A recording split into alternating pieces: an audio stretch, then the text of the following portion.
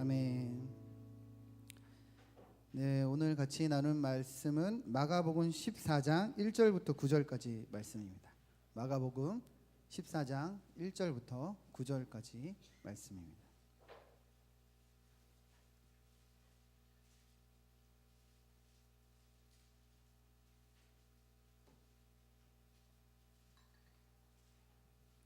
마가복음 14장 1절부터 9절까지 말씀, 우리 한 절씩 교독하고 마지막 절 같이 읽겠습니다.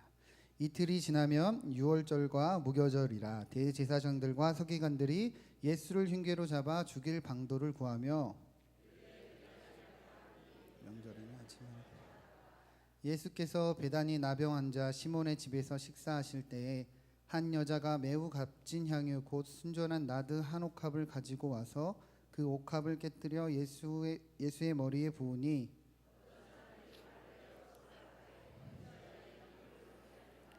이 향유를 300데나리온 이상에 팔아 가난한 자들에게 줄 수 있었겠도다 하며 그 여자를 책망하는지라.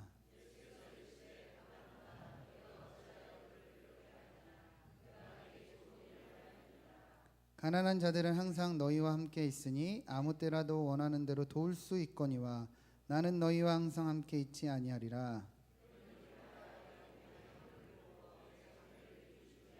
같이 읽겠습니다. 내가 진실로 너희에게 이르노니 온 천하에 어디서든지 복음이 전파되는 곳에는 이 여자가 행한 일도 말하여 그를 기억하리라 하시니라.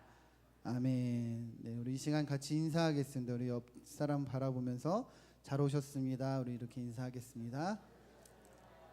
네, 잘 오셨습니다. 네, 어제 일사가구라는 영화가 개봉을 했습니다. 네, 많은 성도님들이 알고 계시겠지만 이 영화는 주기철 목사님의 일생을 다룬 영화입니다. 이 일사가구라는 이 영화의 제목은 주기철 목사님의 그 신념을 나타내는 표현입니다. 주님이 나를 위해 죽으셨는데 내가 어찌 죽음을 무서워할 수 있느냐. 주 목사님은 이러한 마음으로 끝까지 신앙을 지키셨습니다. 일제시대 그때 교회에 대한 일본의 그 탄압은 아주 극심했습니다. 교회들이 버티고 버텼지만 결국에는 이 신사참배를 수용할 수밖에 없었습니다. 천주교는 1936년에 공식적으로 이 신사참배를 결의했고 개신교 대부분의 교회도 그렇게 따라갔습니다. 우리 장로교도 1938년 9월에 이 신사참배를 결의하게 되었습니다. 한국교회가 그렇게 하나님 앞에서 이렇게 배교하고 또 큰 죄악을 저지른 것이죠. 그렇지만 그런 극심한 탄압 가운데서도 끝까지 신앙을 지킨 사람들이 있었습니다. 우리가 방금 얘기한 그 중에 한 사람이 바로 이 주기철 목사님입니다. 주 목사님은 일사가구의 신념으로 그 극심한 탄압과 고문 속에서도 자신의 신앙을 지키셨습니다. 이 주 목사님의 아들인 이 주광조 장로님이라는 분이 나의 아버지 순교자 주기철 목사라는 책을 쓰셨는데요. 그 책의 내용을 보면 이 주기철 목사님이 어떤 고문을 당하셨는지 상세하게 나타나 있습니다. 매우 우리에게 가슴이 아픈 부분이지만 그 중에 한 일화를 제가 들려드리겠습니다. 주 목사님의 아들이 이렇게 쓰신 내용입니다. 그들은 아버지의 엄지손가락을 뒤로 해서 공중에 매달아 놓고 우리가 보는 앞에서 이른바 그네뛰기 고문을 했다. 벽에는 검도 연습용 칼이 쭉 꽂혀 있었고 일본 형사들이 칼을 가지고 아버님을 내리쳤다. 내가 20번을 세기 전에 아버지는 공중에 매달린 채 기절해 버렸다. 아버지가 기절하기 전 할머니께서는 정신을 잃고 쓰러져 버렸다. 어머니는 주님만 외치시며 기도만 하셨다. 그들은 아버지께서 기절하니 찬물을 끼얹어 또다시 정신을 차리게 하고 그리고 책상 위에 눕혀놓았다. 그리고는 노란 주전자에 물을 가득 담아와 고춧가루를 풀고 그것을 아버지의 코와 입에 부어넣기 시작했다. 아버지는 처음에 몇 번 저항을 하셨지만 기운이 떨어지셨는지 그 다음엔 그냥 꼴깍꼴깍 받아 마셨다. 한 5, 6분 지나니까 아버지의 배가 농구공 2개만큼 부풀어 오르면서 아버지는 기절하셨는지 전혀 움직이지 않았다. 그러자 형사들은 그런 아버지의 배 위에 조그만 의자 2개를 얹어놓고 그냥 짓눌러 버렸다. 그러자 뒤로 처져 있던 아버지의 입에서, 코에서, 귀에서 붉은 물인지 핏물인지 모르게 막 쏟아져 나오기 시작했다. 주광조 장로님이 쓴 이 주목사님이 고문당하시는 모습을 제가 여러 번 읽으면서 눈물을 참기가 참 힘들었습니다.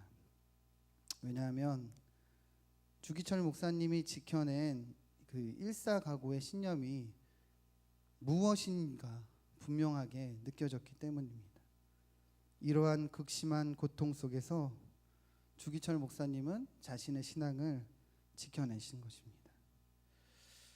주기철 목사님의 이 신앙 앞에 한없이 부끄러워지는 제 자신을 발견하게 됩니다. 왜냐하면 이분은 이렇게 목숨을 다해서 신앙을 지키셨는데 지금 저에게는 이 신앙이 너무도 편하게 주어져 있기 때문입니다. 주기철 목사님은 이토록 어렵게 예수를 믿었는데 저에게는 또 그리고 우리에게는 너무도 이 신앙이 당연하게 여겨지고 있기 때문일 것입니다. 여러분, 우리는 이 주기철 목사님의 신앙을 기억해야 할 것입니다. 주 목사님 같은 분이 있었기 때문에 우리가 이 신앙을 가질 수 있던 것입니다. 주 목사님 같은 분들이 있었기에 우리가 예수 믿게 된 겁니다.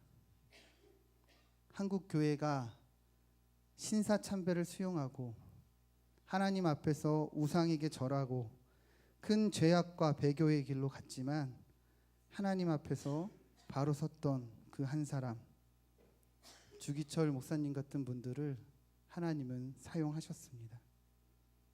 우리도 이 신앙을 본받기 바랍니다. 하나님 앞에서 바로 서는 한 사람이 되기 원합니다. 한국 교회가 지금 많이 힘든 가운데 있습니다. 그러나 소망은 있습니다. 하나님 앞에 바로 선 한 사람이 있다면 하나님은 그 한 사람을 들어 사용하실 것입니다. 네, 우리 같이 본문 1절을 읽어보도록 하겠습니다. 이틀이 지나면 유월절과 무교절이라 대제사장들과 서기관들이 예수를 흉계로 잡아 죽일 방도를 구하며. 네. 오늘 본문은 우리가 잘 알고 있는 그 예수님께 향유를 부은 한 여인의 내용입니다. 그런데 우리가 읽은 지금 1절 말씀을 읽으면 오늘 본문의 배경이 되는 것이 그 유월절에서부터 시작이 된다 이야기하고 있습니다. 그래서 우리가 이 유월절에 대해서 먼저 나누면 좋겠는데요. 유대인의 명절은 유월절과 오순절과 이 초막절이 있습니다. 이 3대 명절 중에 최대 명절이 바로 유월절입니다. 이 명절은 하나님이 모세를 통해서 이스라엘 백성을 애굽에서 이끌어낸 것을 기념하는 명절입니다. 1400년 전에 하나님은 애굽에 재앙을 내리시며 이스라엘 백성을 내보내라고 말씀하셨습니다. 그런데 애굽이 듣지 않았죠. 마지막 10재앙이 다 내리고 나서야 이스라엘을 보내줍니다. 마지막에 내린 재앙이 무엇이었습니까? 바로 장자가 죽는 재앙이었습니다. 사람이나 짐승이나 먼저 태어난 자는 다 죽었습니다. 그런데 이 재앙을 피할 수 있는 방법이 하나 있었습니다. 유일한 방법, 그것이 무엇이었죠? 문설주에 어린 양의 피를 바르는 것이었습니다. 문설주에 이 어린 양의 피를 바르면 천사들은 그냥 그 집을 지나쳤습니다. 그렇지만 바르지 않은 집에는 그 집에 들어가서 재앙을 내렸습니다. 유월절이란 말은 이 의미를 가지고 있습니다. 그냥 지나쳤다, 그냥 넘어갔다. 그래서 너물유에 너물월 이거를 사용해서 유월절이라고 합니다. 바로는 이 재앙을 당하고 나서 이스라엘을 보내줍니다. 그래서 하나님은 이날을 기념하라고 하신 겁니다. 그런데 우리가 보아야 하는 것이 이 유월절이 가지고 있는 이 유월의 의미입니다. 그냥 지나갔다는 이 의미인데요. 여러분, 이스라엘이 문설주에 바른 것이 무엇이었죠? 어린 양의 피였습니다. 네. 어린 양을 잡아서 그 피를 문설주에 바른 거예요. 다르게 얘기하면 어린 양이 희생을 당했죠. 어린 양의 피를 발라야지만 이 재앙을 넘어갈 수 있었고, 피를 바르지 않으면 재앙을 당했습니다. 어린 양의 피가 있어야만 죽음을 면할 수 있었던 거죠. 여러분, 이 어린 양의 피가 무엇입니까? 바로 예수 그리스도의 보혈을 예표하는 거죠. 애굽에 재앙이 내리던 그날 어린 양의 피가 죽음을 면케해 주었듯이 예수 그리스도의 보혈이, 예수 그리스도의 그 대속이 모든 믿는 자에게 하나님의 심판을 면하게 하십니다. 하나님의 진노의 대상에서 하나님의 자녀가 되게 합니다. 그것이 유월절이 갖는 진정한 의미입니다. 이 유월절의 갖는 의미는 바로 예수 그리스도를 향해 가는 것입니다. 오늘 본문이 유월절을 배경으로 하고 있습니다. 유월절로 시작해서 예수님의 장례로 이어지고 있는 것이죠. 진정한 어린 양 예수 그리스도, 그분의 대속을 향해서 오늘 말씀이 향해 가고 있는 것입니다. 그러게 우리가 오늘 말씀을 통해서 무엇을 보아야 합니까? 예수 그리스도의 그 대속하심을 향해 가는, 그 장례를 준비하는 그 과정을 보아야 하는 것이죠. 예수님의 장례가 어떻게 준비되었는가? 예수님의 장례가 누구를 통해서 이루어졌는가? 우리는 그것을 집중해서 볼 수 있어야 됩니다. 왜냐하면 그것이 소망이 되기 때문입니다. 예수 그리스도의 그 대속이 우리에게 소망이 되기 때문입니다. 우리 같이 3절을 읽겠습니다. 예수께서 베다니 나병 환자 시몬의 집에서 식사하실 때에 한 여자가 매우 값진 향유 곧 순전한 나드 한 옥합을 가지고 와서 그 옥합을 깨뜨려 예수의 머리에 부으니, 예수님이 식사하실 때 한 여인이 예수님께 왔습니다. 그리고는 이 여인은 옥합을 깨뜨려 예수님의 머리에 이 향유를 다 부었습니다. 본문은 이 여인이 부은 향유를 순전한 나드 한 옥합이라고 말하고 있습니다. 순전한 나드 한 옥합이 무엇인가? 제가 이렇게 여러 주석을 찾아보았습니다. 이 나드라는 것은 그 인도에 있는 이 고산지대에서만 자라는 아주 귀한 식물이라고 합니다. 그래서 이것으로 향유를 만들면 엄청 가격이 비싸고 가치가 높았다고 합니다. 오늘 본문 5절을 보면 이 나드 옥합에 대해서 어떤 사람들이 가격을 얘기합니다. 300데나리온 이상에 팔 수 있었다. 대략 그 정도의 가격이 된다는 것을 알 수 있는데요. 300데나리온은 그러면 얼마가 되는 것인가? 여러분들 대부분이 알고 계시겠지만 보통 한 데나리온이 장정이 하루 일했을 때 받을 수 있는 그런 일당 정도가 됩니다. 300데나리온이라면은 300일 정도의 이제 일당이 되는 거죠. 주말을 빼면은 지금으로 치면 한 1년치 연봉 정도가 되는 것입니다. 그래서 학자들에 따르면 보통 이 300데나리온을 3천만 원 정도로 이렇게 그 정도의 가격으로 이야기를 합니다. 그렇게 볼 때 이 여인이 예수님께 옥합을 깨뜨려 부은 이 향유가 얼마짜리인 겁니까? 3천만 원. 네. 우리는 돈으로 이야기하면 확 이렇게 이해가 되죠. 네. 이게 얼마짜리인가? 네. 몇 평에 사는가? 네. 무슨 차를 타는가? 네. 이렇게 얘기하면 우리는 확 와닿습니다. 그 당시 여인들은 이 향유를 오늘날에 우리가 이제 뭐 금이나 다이아몬드 같은 것을 간직하듯이 이 향유를 간직했다고 합니다. 그 아버지께 받은 유산이나 또 자기들이 평생 모은 돈을 합쳐서 이런 향유를 모아서 돈을 모아 샀다고 합니다. 그러게 향유가 갖는 의미도 가격도 가격이지만 한 여인에게는 이게 엄청난 의미가 되는 것이죠. 자신의 전 재산을 털어서 그 옥합을 가지고 있는 거예요. 이 여인이 지금 이 엄청난 것을 깨뜨려서 예수님의 머리에 부은 것입니다. 자기가 가지고 있는 가장 소중한 것을 지금 예수님께 드린 것이죠. 여러분, 왜 이 여인이 이러한 행동을 했습니까? 돈이 많아서입니까? 아니죠. 그 내용이 바로 8절에 나와 있습니다. 우리 같이 8절을 한번 읽겠습니다. 그는 힘을 다하여 내 몸에 향유를 부어 내 장례를 미리 준비하였느니. 네. 이 여인이 이 엄청난 것을 왜 깨뜨려서 예수님의 머리에 부었습니까? 예수님의 장례를 준비하기 위해서였죠. 예수님의 장례를 위해서 이 여인은 자신에게 있어 가장 소중한 것을 깨뜨린 것입니다. 예수님은 그녀가 힘을 다하여 내 장례를 준비했다고 말하고 있습니다. 그녀가 얼마나 최선을 다했는지 말하고 있는 것이죠. 그런데 본문을 보면 좀 이상하게 흐름이 이어갑니다. 이 여인을 향해서 어떤 사람들은 질책을 하고 있는 것이죠. 네, 우리 같이 4절을 한번 읽어보겠습니다. 시작. 어떤 사람들이 화를 내어 서로 말하되 어찌하여 이 향유를 허비하는가. 네, 5절도 읽겠습니다. 이 향유를 300데나리온 이상에 팔아 가난한 자들에게 줄 수 있었겠도다 하며 그 여자를 책망하느니라. 예수님에게 가장 소중한 것을 드리고 예수님의 장례를 미리 준비한 한 여인의 희생이 어떤 사람들에게는 분노를 일으키고 있습니다. 어떤 사람들에게는 그것이 화가 나는 책망의 대상이 되는 것이죠. 여기서 나오는 어떤 사람들이 누구냐?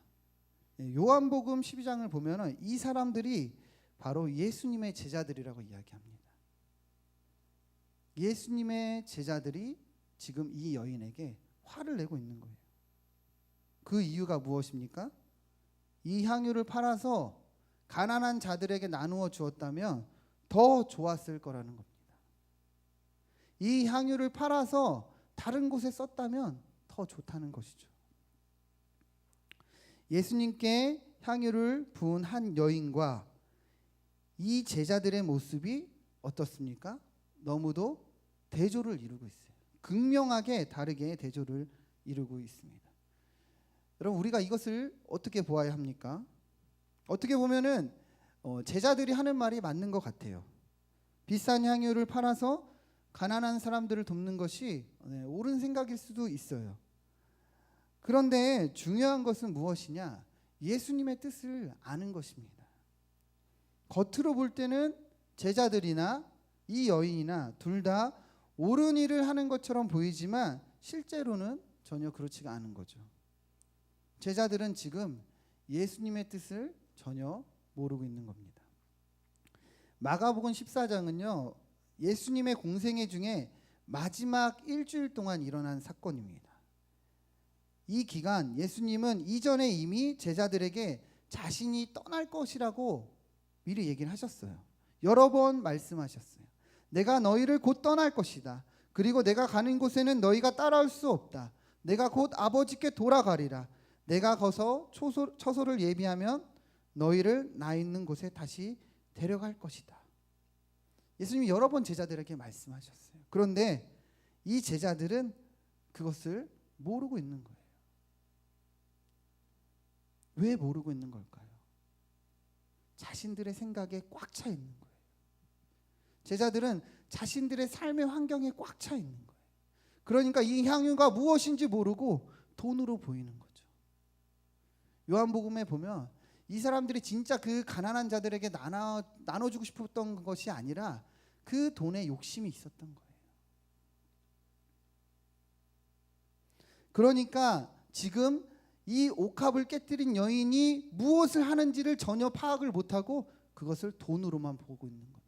그러니까 어때요? 책망하는 거죠. 화를 내고 있는 겁니다. 제자들은 이렇게 가까이 있으면서도 하나님 예수님의 뜻을 몰랐지만 이 여인은 알고 있습니다. 이 여인이 누구냐? 우리가 잘 알고 있는 마르다와 마리아의 마리아입니다. 여러분, 마리아가 누굽니까? 늘 예수님의 무릎 앞에서 예수님의 말씀을 경청했던 사람입니다. 늘 예수님의 말씀 듣기를 제일 우선시했던 사람입니다. 예수님 앞에 바로 서 있던 사람이 바로 마리아입니다. 그러니 어떻습니까? 예수님의 마음을 정확히 알고 있었던 거죠. 이 예수님의 마음을 바로 알고 바로 서 있던 그 한 사람을 통해서 예수님의 장례가 준비된 것입니다. 사랑하는 성도 여러분, 우리가 이 내용을 정확히 봐야 됩니다. 분명히 보아야 합니다. 아무리 제자들이라고 해도, 아무리 예수님과 같이 먹고 같이 지낸다 해도 예수님의 뜻을 모를 수 있는 거예요. 예수님의 심정을 전혀 모를 수가 있다는 거예요. 우리가 신앙생활을 오래 하고 교회를 오래 다니고 무언가 직분이 있다고 해서 예수님의 뜻을 아는 것이 아닐 수 있다는 거예요. 우리의 생각 속에, 우리의 환경 속에 꽉 차 있어서 예수님의 뜻을 모를 수 있다는 것이죠.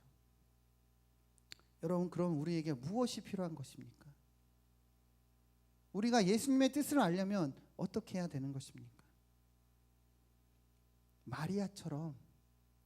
마리아처럼 예수님의 말씀에 귀를 기울여야 합니다. 그 말씀 앞에 우리가 온전히 서 있어야 되는 것입니다. 겉으로 볼 때는 제자들이나 이 여인이나 다 잘하는 것처럼 보여요. 그러나 예수님이 볼 때는 그렇지가 않은 거예요. 우리가 교회 생활을 하면서 어떻게 보면 다 옳은 소리를 하는 것 같아요. 그러나 예수님 앞에서는 그렇지가 않을 수 있다는 것입니다. 사랑하는 성도 여러분, 이 사순절 기간, 고난 주간이 이제 다가오고 있습니다. 예수님의 장례를 준비한 마리아와 같이 우리도 그렇게 준비되면 좋겠습니다. 예수님의 그 고난을 기억하며 우리도 이 마리아처럼 예수님의 말씀에 귀 기울이고 쓰임 받기 원합니다. 말씀을 맺습니다. 하나님 앞에 바로 선 한 사람, 그 한 사람이 있었기에 이 놀라운 역사가 일어났습니다.